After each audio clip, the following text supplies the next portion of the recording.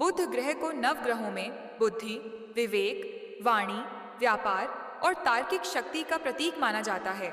यह कथा हमें बताती है कि बुध ग्रह का जन्म कैसे हुआ और क्यों उसे बुद्धि का देवता माना गया। बुध ग्रह का जन्म एक रहस्यपूर्ण कथा प्राचीन काल की बात है। चंद्रमा सोम अपनी सुंदरता और शीतलता के लिए प्रसिद्ध था। वह अत्रि ऋषि और अनसुया के पुत्र थे और देवताओं में उच्च स्थान रखते थे।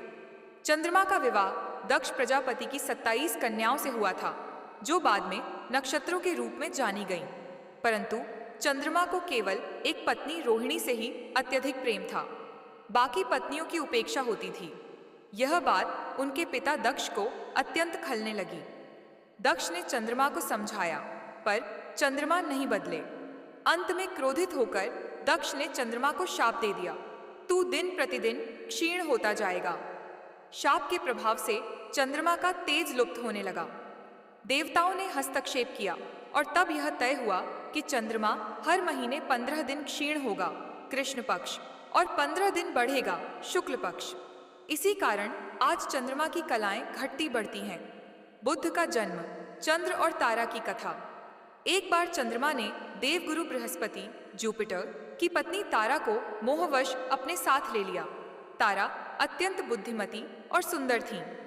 बृहस्पति ने तारा को वापस लाने का प्रयास किया, पर चंद्रमा नहीं माने। इस कारण देवताओं और ऋषियों को बीच बचाव करना पड़ा। अंततः तारा वापस लौटी, पर वह गर्भवती थी।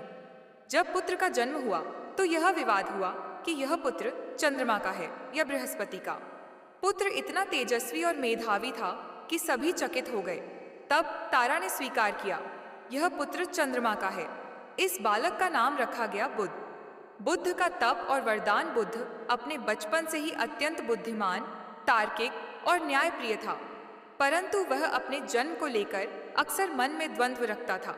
उसे लगता था कि वह विवाहेतर संबंध से उत्पन्न है, इसलिए समाज में उसका स्थान क्या होगा। इस चिंता से मुक्त होने के लिए वह भगवान विष्णु की घोर तपस्या करने लगा। हजारों वर्षों के बाद विष्णु भगवान प्रकट हुए और कहा, हे बुध, तुम धर्म, न्याय, गणना, वाक शक्ति और विवेक के प्रतीक बनोगे। तुम्हें नवग्रहों में स्थान मिलेगा। जो भी व्यक्ति बुद्धि, वाणी, शिक्षा या व्यापार में सफलता चाहता है, वह तुम्हारी पूजा करेगा। बुध और नवग्रह मंडल में स्थान भगवान विष्णु की कृपा से बुध ग्रह को नवग्रहों में विशेष स्थान मिला। वह बुधवार का अधिपति बना। उसे हरे रंग का वस्त्र पसंद है और वाहन सिंह या हाथी बताया गया है। बुध ग्रह का स्वरूप सौम्य और शीतल है, परंतु यदि यह क्रुद्ध हो जाए तो व्यक्ति की वाणी, व्यापार, निर्णय क्षमता और मानसिक संतुलन पर बुरा असर डालता है। बुद्ध की शांति और पूजा। बुद्ध दोष को शांत करने के लिए लोग बुधवार को निम्न उपाय करते हैं।